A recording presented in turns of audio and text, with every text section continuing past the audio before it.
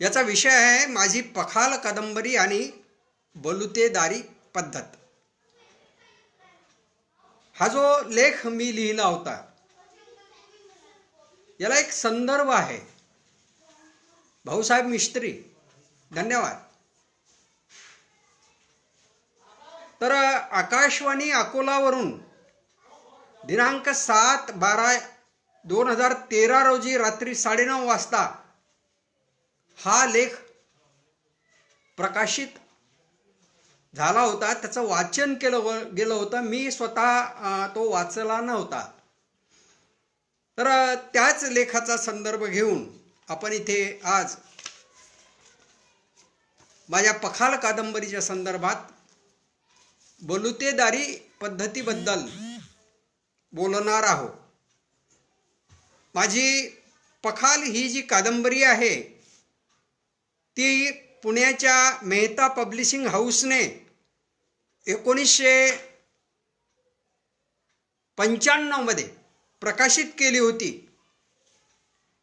तिचा मी फोटो दाखवतो आहे मोबाईल मधला। याचं कारणही सांगतो, कारण मी सध्या वाशिमला नाही। आज मी वाशिमला नाही, मी अमरावतीला आमच्या अविनाशकडे आलेला आहे। त्याच्यामुळे इथे पुस्तक नाही आणि म्हणून मोबाईल मधला पखालचं मुखपृष्ठ मला दाखवावं लागलं। तर ही जी कादंबरी आहे 1965 ला प्रकाशित झालेली, साहित्य अकादमीच्या शेवटच्या फेरीमध्ये, अगदी शेवटची जी 3 पुस्तकं असतात त्याच्यामध्ये ही समाविष्ट झालेली होती। दुर्दैवानं पुरस्कार मिळाला नाही, त्याचं काही दुःख नाही। अमरावती आणि नांदेड विद्यापीठामध्ये ही कादंबरी MA अभ्यासक्रमाला सुद्धा लागलेली होती। अकोल्याच्या नटश्रेष्ठ निळू फुले आर्ट फाउंडेशन या नाट्यसंस्थेने 2013 मध्ये राज्य नाट्य स्पर्धेमध्ये 2 अंकी पखाल नावाचे नाटक सादर केले होते आणि त्या नाटकाला काही पुरस्कार सुद्धा प्राप्त झालेले होते।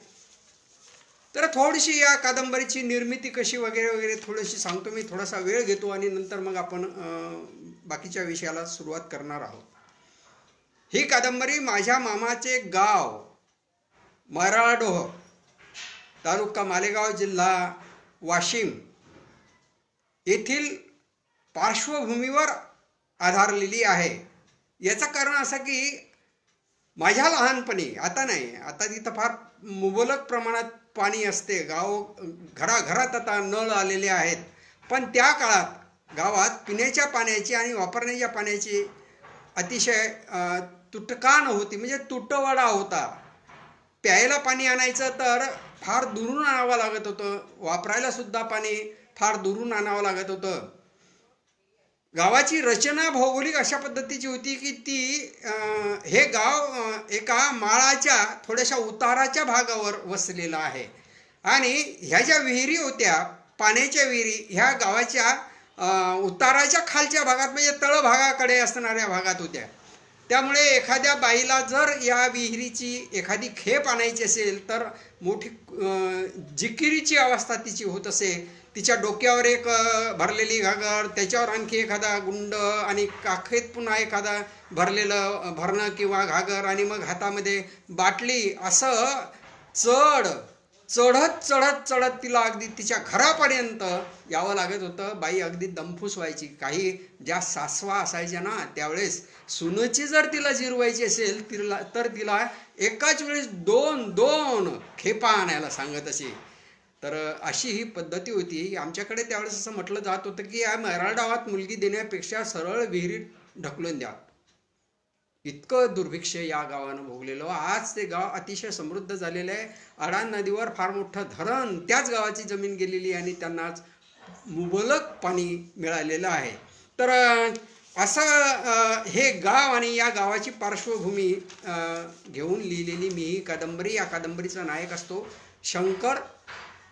हा पखालीनं पाणी भरणारा असतो, कोळी जातीचा असतो। गावामध्ये ज्या घरी खूप माणसं आहेत किंवा जे जमीनदार आहेत अशा घरच्या लोकांसाठी घरचीच एक पखालीची व्यवस्था असायची त्यांची, म्हणजे एक गडी त्याच कामी असायचा. आणि ज्या कोणाची अशी काही व्यवस्था नव्हती स्वतःची पखालीची, ते मात्र या कोळी मामाकडून बलुतेदारीनं पखाल भरून घेत असत. आता ही पखाल कशी असायची तर ही कातळ्याची बनवलेली पखाल असायची आणि म्हशीच्या पाठीवर ती दोन्हीकडून टाकली जायची. या पखालीच्या वरच्या भागाला पखाल भरण्यासाठी एक तोंड असायचं, त्याच्यातून पाणी टाकलं जायचं आणि खालच्या भागातून एक छोटंसं तोंड असायचं, त्याला दोरी बांधलेली असायची. ज्या कोण्या बाईला ते पखालीचं पाणी द्यायचं तिथे तिच्या दारात आल्यावर तिचे भांडे मांडलेले असायचे. त्या भांड्यामध्ये मग हा मामा त्या खालच्या तोंडाची दोरी सोडायचा आणि मग त्या पखालीनं पाणी त्या भांड्यामध्ये टाकत असे. मी हे सगळं दृश्य लहानपणी पाहिलेलं आहे आणि त्याच्यामुळे माझ्या मनात हे दृश्य इतकं रुतून बसलं होतं की काय झालं पुढे की मी अर्थात नोकरीला लागलो होतो त्यावेळेस. आणि एकदा मी माझ्या मामाच्या गावाला गेलो असताना माझ्या असं लक्षात आलं की गावाच्या बाहेर एक मोठी पाण्याची टाकी तयार झालेली आहे आणि ती टाकी पाहिल्यावर मला पहिल्यांदा तो कोळी मामा आठवला की जो 12ही महिने फक्त त्याच्या अंगावर काय एक बांडीस असायचं बनियन आणि वर डोक्याला काहीतरी मुंडासा बांधलेला असायचं आणि त्याचा जे धोत्राचे घोळ हे मांड्यापर्यंत खोचलेले असायचे आणि खांद्यावर एक असं त्या म्हशीला मारायला एवढंसं एक चऱ्हाट असायचं. अशा विषयातला तो मामा मला आठवला की आता त्या मामाची काय अवस्था असेल. आणि मग मी त्याच्यावर पखाल नावाची आधी एक कथा लिहिली. ती अनुष्टुपच्या एका अंकामध्ये प्रकाशित झाली, पण ते मला पुरेसं वाटलं नाही आणि त्याच्यावर नंतर मी पखाल नावाची कादंबरी लिहिली. तर असा हा शंकर हा त्या गावामध्ये येणाऱ्या नळ योजनेच्या गोष्टीमुळे धास्तावतो आणि तो वेडाचार करू लागतो. वेडा झाला असं गाववाल्यांना वाटते आणि गाववाले त्याची टिंगल करतात आणि त्याच्यातून मग मोठी त्याची पंचायत होते. त्याची जी बायको असते गिरिजा, हिची तर इतकी अवस्था होते, भयावह अवस्था होते. म्हणजे गावातल्या लोकांनाही सांभाळून घ्यायचं असते, नवऱ्यालाही सांभाळायचं असते. इकडं पोरगा लेखाचा असा असतो नव्या पिढीचा की तो बापाच्या विरोधात जाऊन जे पाण्याची टाकी नळ वगैरे बनवणारे लोक असतात त्यांनाच पाणी पुरवतो चोरून. तर या सगळ्या अडचणीतून शेवटी त्या पुंजा आहे तो नायक, त्या पुंजाला ते गाव सोडावं लागते आणि तो कुठे जातो नंतर मग काही त्याचा थांग पत्ता लागत नाही. अशी ही एक हृदयाला पिळवटून टाकणारी अशी कथा आहे. तर मित्र, ही कथा आपण थोडक्यात पाहिलेली आहे. हा उपेक्षित माणूस होता आणि या उपेक्षिताचे जे अंतरंग आहेत ते मी या माझ्या कादंबरीमध्ये मांडलेले आहेत. या कादंबरीवर त्या काळात फार मोठी चर्चा झाली होती. साहित्य अकादमीच्या शेवटच्या 3 कादंबऱ्यामध्ये तिचा समावेश जसा होता तसा राज्य शासनाचा पुरस्कार सुद्धा मला त्यावेळेस मिळालेला होता.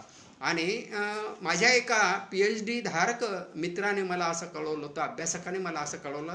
अर्थात त्याचा पुरावा माझ्याजवळ नाही, पण तो मला म्हणाला होता की सर, पुणे विद्यापीठामध्ये एक बलुतेदारीवरच्या कादंबऱ्यावर चर्चासत्र आयोजित केलं गेलं होतं आणि त्या चर्चासत्रामध्ये बोलताना पुणे विद्यापीठाचे डॉक्टर मनोहर जाधव सरांनी एक विधान केलं होतं की बलुतेदारीवरच्या ज्या काही कादंबऱ्या आत्तापर्यंत आलेल्या असतील त्या सर्व कादंबऱ्यामध्ये बाबाराव मुसळ्यांची पखाल ही सर्वोत्कृष्ट कादंबरी आहे. अर्थात मी सरांचे याबद्दल मनोमन आभार मानतो, पण जर तुम्ही म्हणाल की याचा पुरावा द्या तर मात्र माझ्याजवळ याचा पुरावा नाही. सरांचे त्या बोलण्यावर मी विश्वास ठेवतो आणि तोच मी पुरावा मानतो. तर अशी ही बलुतेदारीच्या पद्धतीवर आधारलेली कादंबरी. मग बलुतेदारी पद्धत काय होती, कधी सुरू झाली होती, काय काय करावं लागत होतं, बलुतेदारांमध्ये कोणाकोणाचा समावेश केला जात होता, बलुतेदारी किती काळ टिकली, ती बंद पडली तर का बंद पडली आणि नंतर मग बलुतेदार असणाऱ्या लोकांना काय करावं लागलं, असे काही प्रश्न आपल्याला या निमित्ताने चर्चेला आणायचे आहेत. तर गाव म्हणजे काळे आणि पांढरे असं मानलं जाते. पांढरे म्हणजे गाव, जिथं गाव वसलेलं आहे तिला पांढरी म्हणतात आणि काळी म्हणजे गावाच्या भोवताली असणारी जमीन. तर या दोन्ही मिळून गाव बनलेलं आहे. आता गाव म्हटल्यानंतर गावामध्ये अनेक जातीपातीचे धर्माचे लोक राहत असतात. तर याच्यामध्ये त्या काळात काही आलुतेदार आणि काही बलुतेदार यांचाही समावेश असायचा. या आलुतेदाराबद्दल आणि या बलुतेदाराबद्दल आपल्याला थोडंसं बोलायचं आहे.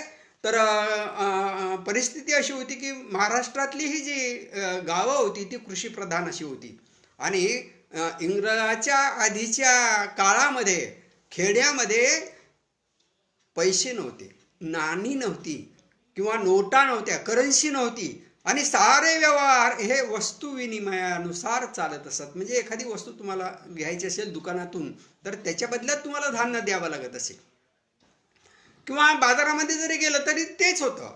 फार क्वचित वेळा तुम्हाला कधी कधी पैशाचा असा वापर करावा लागत असेल. तर अशा ह्या वस्तू विनिमयाच्या काळामध्ये या बलुतेदारी पद्धतीला जोर आलेला होता. कारण शेतकरी हा तिथला प्रधान आणि त्याला मदत करणारे जे कोणी ते सगळे कारू आणि नारू. तर कारू म्हणजे कोण, तर कारू म्हणजे बलुतेदार. आणि बलुतेदार मग कोणाला म्हणायचं, शेतकऱ्याच्या शेतीविषयक ज्या काही गोष्टी असतील, त्याची औतफाटे असतील, त्याची पखाल, त्याची मोठ असेल, त्याचा नाडा असेल किंवा त्याचं जे जे काही असेल त्या सगळ्या गोष्टी पुरविणारे जे कोणी कसबी कारागीर गावामध्ये होते ते सगळे त्यांना म्हणत असत कारू किंवा त्यांना बलुतेदार असं म्हटलं जात असे. याशिवाय शेतकऱ्याला काही आयुष्यभर तेच काम करावं लागत नसे. साधारणतः शेतीची कामं ही दसऱ्यापर्यंत त्याला पुरायची आणि दसऱ्यानंतर मग शेतामधल्या पिकाची आवक सुरू व्हायची आणि मग थोडेसे त्याचे दिवस थोडेसे रिलॅक्स असायचे, चैनीचे असायचे. मग या काळामध्ये काही लोक गावामध्ये असे, नेमलेल्या गावामध्ये काही लोक असे यायचे की जे त्याचं मनोरंजन करायचे. गारुडीवाले असतील, डुबुरकीवाले असतील, बैलावाले असतील किंवा मग बांद्रावाले असतील, अस्वलावाले असतील किंवा मग मसनजोगी असतील किंवा जे कोणी असतील, वासुदेव असतील, हे सगळे लोक त्यांची पालं गावाच्या बाहेर किंवा गावाच्या मध्ये कुठेतरी ते राहत असत आणि मग गावामध्ये फिरून लोकांचं या मनोरंजन करत असत. हे सगळे मनोरंजन करणारे हे त्यांची ही बलुतेची गावं होती. आणि मग मनोरंजन केल्यानंतर मग समजा ज्या दारात जाऊन त्यांनी मनोरंजन केलं असेल त्या गावात त्या दारातली त्या घरातली बाई ही त्याला तिच्या पद्धतीने कोणी शेर पसा देईल, कोणी आदलीभर देईल, कोणी पायलेभर देईल, कोणी 4 पायले देईल, हे धान्य देत असे. आणि अशा पद्धतीनं हे जे होते यांना आलुतेदार असं म्हणत असत. तर या आलुतेदारांना दुसरा शब्द आहे नारू आणि कारू आणि मग गावकरी, बाकी म्हणजे कास्तकार, शेतकरी, असं मिळून ते गाव तयार झालेलं असायचं. तर हे जे कारू आणि नारू असत हे सुद्धा गावचे वतनदार होते. त्यांना सुद्धा गावचं वतनदार मानलं जात होतं. कारण त्यांची ती ठराविक गावं असायची. एका गावचा सुतार दुसऱ्या गावाला जाणार नाही, एका गावचा चांभार दुसऱ्या गावाला जाणार नाही, एका गावचा लोहार दुसऱ्या गावाला जाणार नाही. आणि अशी ठराविक गावं त्यांची होती आणि म्हणून ह्यांना त्या काळामध्ये वतनदार असं म्हटलं जात होतं. पण आपल्या इकडे काय आहे की बलुतेदारी करणारे किंवा आलुतेदारी करणारे वतनदार यापेक्षा मग आपण वतनदार कोणाला म्हणतो, तर मग जे कोणी कास्तकार असतील, शेतकरी असतील त्यांना आपण वतनदार म्हणतो. किंवा कोणी ब्राह्मण असेल आणि तो पटवारी काम करत असेल, कुळ करण्याचं काम करत असेल तर त्याला आपण वतनदार म्हणतो. वतनदार म्हणजे केवळ शेतकरी किंवा पटवारी नव्हे, तर हे कारू आणि नारू हे सुद्धा अशा पद्धतीचे वतनदारच होते. आता हे जे बलुतेदार आहेत, 12 बलुतेदार असं आपण म्हणत असतो की 12 बलुतेदार आणि 18 आलुतेदार. ते 12 बलुतेदार कोण, मग यांची जी एक यादी दिली जाते ती यादी एकच यादी अशी काही मानली जात नाही. त्याच्यामध्ये वेगवेगळ्या याद्या अशा दिल्या गेलेल्या आहे. तर एक लवचिक स्वरूपाची यादी आपण पाहू शकतो. तिच्यामधले जे काही बलुतेदार असतील ते साधारणतः आपण त्यांना बलुतेदार मानतो, पण ते आलुतेदाराच्या यादीतही त्यातले काही जातात आणि आलुतेदाराच्या यादीतले इकडे काही येत असतात. तर याच्यामध्ये पहिला आहे कुंभार, दुसरा कोळी, तिसरा गुरव, चौथा चांभार, 5वा मातंग, 6वा तेली, 7वा न्हावी, 8वा परीट, 9वा माळी, 10वा महार, 11वा लोहार आणि 12वा सुतार. अशीच यादी मुस्लिम बलुतेदारांची सुद्धा असते. कोकणामध्ये हे मुस्लिम बलुतेदार जास्त प्रमाणात कार्यरत असतात असं माझं मत आहे आणि आहेच ते खरं आहे. आता हे जे अलुतेदार आहेत, या अलुतेदारांची यादी मात्र फार मोठी आहे. महाराष्ट्रामध्ये यांची संख्या 38% जास्त आहे आणि आज हा वर्ग ओबीसी या गटामध्ये मोडतो आहे. अलुतेदार आणि बलुतेदार हेच खरे गाव कामदार. आता गाव कामदार आपण कोणाला म्हणतो? तलाठ्याच्या हाताखाली काम करणारा जो कोणी असेल कामगार त्याला आपण गाव कामदार म्हणतो. पण बलुतेदार आणि अलुतेदार हे खरे गाव कामदार मानले जात असतात. 12 बलुतेदारांच्या संदर्भात आपल्याला असंही दिसून येते की त्यांची कामं अगदी वेगवेगळी वाटून दिलेली आहेत त्यांना. एक बलुतेदार दुसऱ्या बलुतेदाराचं काम करणार नाही हेही अगदी ठरलेलं असायचं. तर त्यानुसार या सगळ्या बलुतेदारांना कास्तकाराकडून किंवा शेतकऱ्याकडून धान्य हे मोबदला म्हणून दिलं जायचं. यांच्या बाबतीत पैशाचे व्यवहार कधी होत नसत की बा ने इतके रुपये किंवा इतके रुपये बलुते म्हणून मला द्या, असं कधी केलं जात नसते. तर काही बलुतेदार मात्र त्यांना नेमून दिलेल्या कामाशिवाय सुद्धा इतर काही प्रकारची कामं सुद्धा करत असत आणि त्यांना तो मान असे. उदाहरणार्थ परीट असेल, त्याला लग्नामध्ये विशेष असा मान असायचा, किंवा न्हावी असेल तर त्याला हजामती करण्याशिवाय गावातील लग्नाच्या वेळी किंवा दिवाळीच्या वेळी विशेष असा मान दिला जायचा. म्हणजे बाकीची काही कामं सुद्धा त्याला करावी लागत असत. गावामध्ये जर पंगत असेल तर तो गावातल्या लोकांना निवता देण्याचं काम करत असे आणि हे 2 वेळा करावं लागत होतं त्यांना. की एकदा जाऊन सांगायचं की बुवा आमच्या घरी जेवायला आहे हो, आणि नंतर मग जेवायच्या वेळेस जेवायला बोलवायचं, जेवायला चला हो. अशा पद्धतीची ही कामं न्हावी मंडळींना नेमून दिलेली होती. अशी काही कामं या बलुतेदारांना नेमलेली असल्यामुळे गावामधलं त्यांचं जे वागणं असायचं किंवा त्यांचं जे वास्तव्य असायचं ते सगळ्या गावाला पूरक असं होतं. आता हे जे अलुतेदार आहेत 18 पगड जातीचे, 18 पगड हा शब्द आलेला आहे बरं का. आणि पगड म्हणजे काय? तर पगड म्हणजे पगडी. महात्मा फुल्यांनी त्यांचा शेतकऱ्याचा आसूड ज्याच्यामध्ये व्याख्या अशी केलेली आहे की विशिष्ट जातीचे लोक विशिष्ट प्रकारची पगडी बांधत आणि म्हणून जितक्या पगडी बांधण्याच्या जाती किंवा प्रकार, जितक्या पगडी बांधण्याचे प्रकार, जितके पगडी बांधण्याचे प्रकार तितक्या जाती. आता हा अभ्यासाचा विषय आहे, पण आता 18 पगड लोक फार कमी झालेले आहेत त्याच्यामुळे आणि असतीलही कोणी तर आपल्याला ते टोपी घातलेले किंवा बोडके पैजामा शर्ट वगैरे घातलेले किंवा धोतर शर्ट वगैरे नेसणारे असंच दिसतात आपल्याला. पूर्वीच्या काळी मात्र त्या जातीच्या लोकांना त्या विशिष्ट पद्धतीची पगडी बांधावी लागत असे आणि त्यावरून ते तसे ओळखले जात असत. तर अशा पद्धतीने 18 पगड जाती ह्या अलुतेदाराच्या मानल्या गेलेल्या होत्या. आणि बलुतेदार ही जी व्यवस्था होती, बलुतेदारीची जी व्यवस्था होती ती व्यवस्था मात्र फार पूर्वीच्या काळापासून आहे असं मानता येणार नाही. शिवकालापासून ही पद्धती पुढे चालत आलेली आहे. त्याच्या आधी काही नोंदी या 12 बलुतेदारांच्या काही आपल्याला आढळून येत नाही. शिवकालामध्ये मात्र शिवाजी महाराजांनी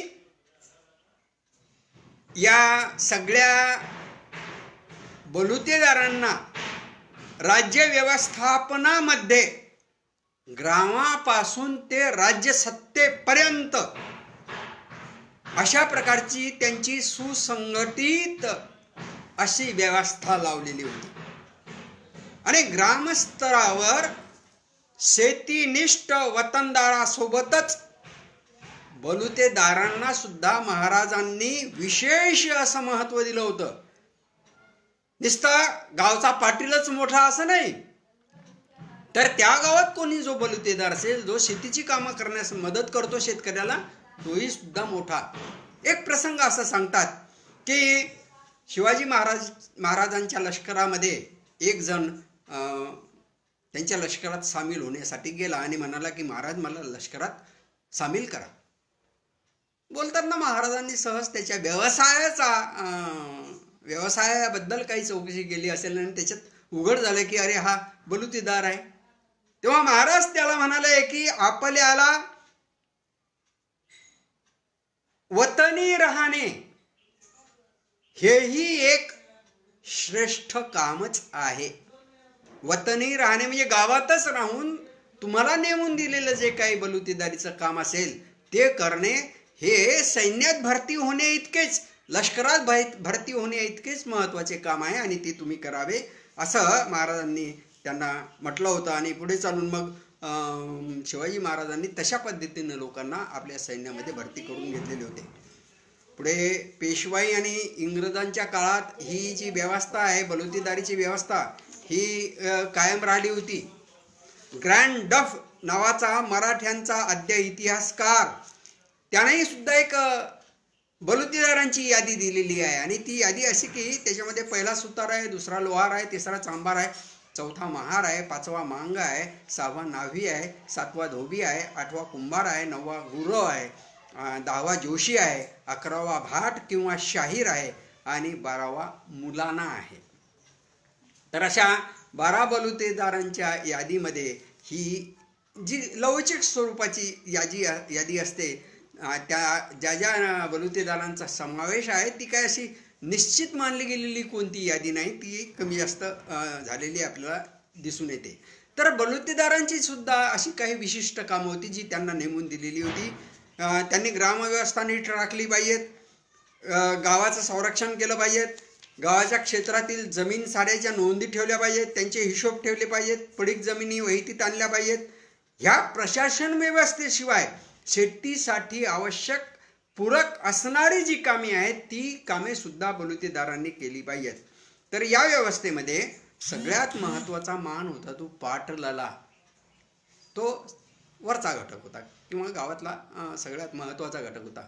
पण पाटीला कोणत्याही जातीचा चालत होता, कोणीही असला तरी जातीचा तो पाटील चालत होता. पण पटवारी किंवा कुलकर्णी मात्र हा ब्राह्मणच असावा असा दंडक मानला गेला होता. तो तसा का मानला गेला ते काही आता निश्चित सांगता येणार, परंतु शिक्षणाचा कुठेतरी संबंध असावा. ही मंडळी पहिल्यापासूनच सुशिक्षित किंवा शिक्षित असली पाहिजेत आणि त्याच्यामुळे मग कुलकर्णी किंवा पटवारी हा ब्राह्मणच असला पाहिजेत असं काही मानलं गेलं होतं. पाटील आणि कुलकर्णी यांच्यासाठी शासनाकडून त्यावेळेस पगाराची व्यवस्था केली जात होती. तशी व्यवस्था बलुतेदाराच्या बाबतीत मात्र नव्हती. त्यामुळे मग बलुतेदारांना बलुत दिलं जायचं. तर हे जे बलुतेदार होते, हे बलुतेदार त्यांचं बलुत काय असायचं? मग शेतकऱ्याकडून त्यांना ते बलुत मिळत असेल तर काय काय असायचं? शेतीमधलं वेगवेगळं धान्य, भाजीपाला असेल, फळफळावळ असेल, गवत कडबा असेल, त्यांच्याकडे असणाऱ्या गुराढोरांसाठी, त्यांना घरात जाळायला इंधन काडी ते सुद्धा अशा स्वरूपाचं ते बलुत असायचं. आणि हे सगळ्यासाठी कुणबी कधी नाही म्हणत. म्हणजे जर एखादा बलुतेदार त्याच्या शेतामध्ये गेला आणि त्यानं 4 कणस जर मोडली हुरड्याची किंवा 4 मिरच्या जर त्यानं तोडल्या तर शेतकरी त्याला कधी शिव्या वगैरे देत नसे. पण असंही दिसून येते की काही बलुतेदार थोडेसे दांडगाई करणारे सुद्धा होते, हुज्जत करणारे सुद्धा होते आणि माणूस म्हटल्यानंतर थोडीशी एक चोरीची प्रवृत्ती सुद्धा क्वचित बलुतेदारांच्या मध्ये सुद्धा आपल्याला दिसून येते. बलुतेदार हा जाती निहाय अशी व्यवस्था निर्माण करणारा एक भाग ठरलेला आहे. आपल्याकडे सुतार ही जात ठरली. सुतारी काम हे बलुतेदारीचं काम, आणि त्याच्यावरून मग हा अमका सुतार, तो टमका लोहार, तो ढमका चांभार, अशी एक जाती व्यवस्था आपल्याकडे ठरवली गेलेली आहे. पण ही जाती व्यवस्था असं झालं नाही की बा आता अलीकडे आता ही सगळी बलुतेदारी नष्ट झालेली आहे म्हणून मग जाती व्यवस्था नष्ट झाली, असं झालं नाही. जाती व्यवस्था अजूनही कायम आहे, बलुतेदारी नष्ट झाली. एक बलुतेदार दुसऱ्या बलुतेदाराचं काम करायचा, गरज असायची. समजा सुतार असेल तर त्याला लोहाराकडून त्याची जी काही भांडी त्याला लागत असत ती करून घ्यावी लागत असतात. त्याच्या मोबदल्यात तो त्याला काहीतरी देत असे किंवा त्याची कामं करून देत असे, आणि तो त्याला पैसा वगैरे असा काही देत नव्हता. म्हणजे ती बलुतेदारीच होती एक प्रकारची. अशा पद्धतीनं कामं परंपरेनं एका पिढीपासून दुसऱ्या पिढीपर्यंत बलुतेदारीच्या करत आलेल्या होत्या, असं आपल्याला दिसून येते. आता आपला वेळ थोडासा कमी राहिलेला आहे, 3 मिनिटं आपल्याला बाकी राहिलेले आहेत, आणि त्या 3 मिनिटामध्ये मी हे सगळं संपवणार आहे. तर बलुतेदाराच्या या व्यवस्थेमध्ये आणखी एक भाग महत्वाचा होता. जे बलुतेदार होते ते त्यांच्या कामामध्ये निष्णात होते. इतके निष्णात होते की अमक्या गावच्या सुतारानं जोडणी बांधली होई, त्याने बांधलेली जोडणी अशी की तशी जोडणी 10 गावच्या किंवा 5 गावच्या, शेजारच्या आसपासच्या 5 गावच्या 10 गावच्या सुतारांनाही बांधता येणार नाही, अशी एक ख्याती त्यांची असे. आमच्याकडे हिंगोली जिल्ह्यामध्ये, हिंगोली तालुका आणि जिल्हा, या जिल्ह्यामध्ये भांडेगाव म्हणून एक गाव आहे, आणि त्या भांडेगावचा जो जोडा होता, तिथल्या चांभारानं तयार केलेला जोडा, तो अतिशय ख्यातीप्राप्त असा जोडा होता. आता तो जोडा फार कमी क्वचित प्रमाणात हिंगोलीकडे जेव्हा मी जातो, माझी सासरवाडी हिंगोलीच्या जवळ, तर तिकडे गेल्यावर काही जी म्हातारी माणसं आहेत त्यांच्या पायामध्ये तो जोडा आता थोडा कधी कधी दिसतो.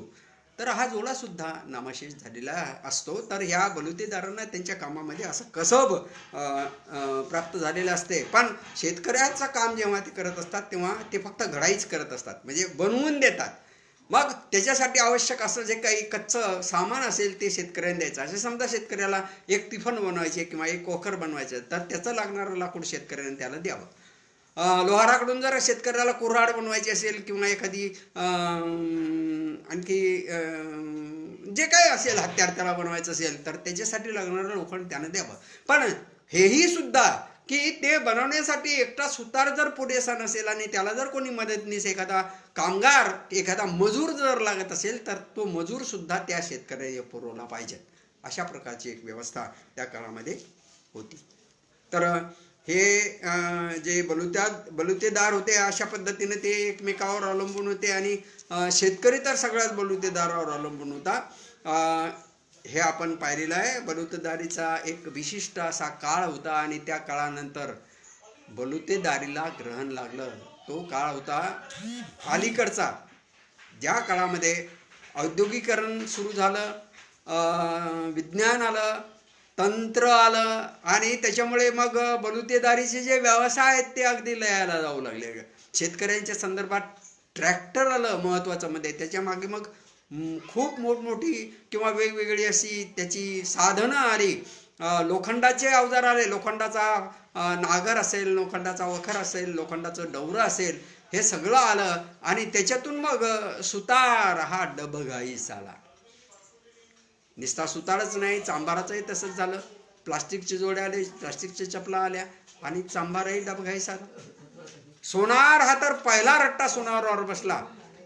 सरकार स्वतंत्र झालं, 1947 मध्ये आपल्याला स्वातंत्र्य मिळालं, आणि सरकारनं सोन्यावर बंधन आणलं. सोन्यावर बंधन आणल्यामुळे काय झालं की सोनाराचे व्यवसाय बंद पडले, आणि हे सगळे बलुतेदार असे होते की त्यांना त्यांच्या व्यवसायातलंच फक्त येत होतं, बाकी दुसरं कुठलंही काम त्यांना जमत नव्हतं. त्याला म्हटलं की चाल माझ्यावर डवरा हाणायला, तर त्यांना येत नव्हतं, आणि त्याच्यामुळे त्यांची फार पंचायत झाली होती.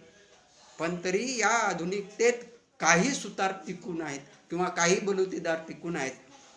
ते कसे टिकून आहेत, तर त्यांनी स्वतःमध्ये स्थित्यंतर घडवून आणलेलं आहे की काही सोनाराची मुलं, काही न्हाव्याची मुलं, काही सुताराची मुलं ह्या नव्या तंत्रानं शहरामध्ये येऊन स्थायिक झालेली आहेत.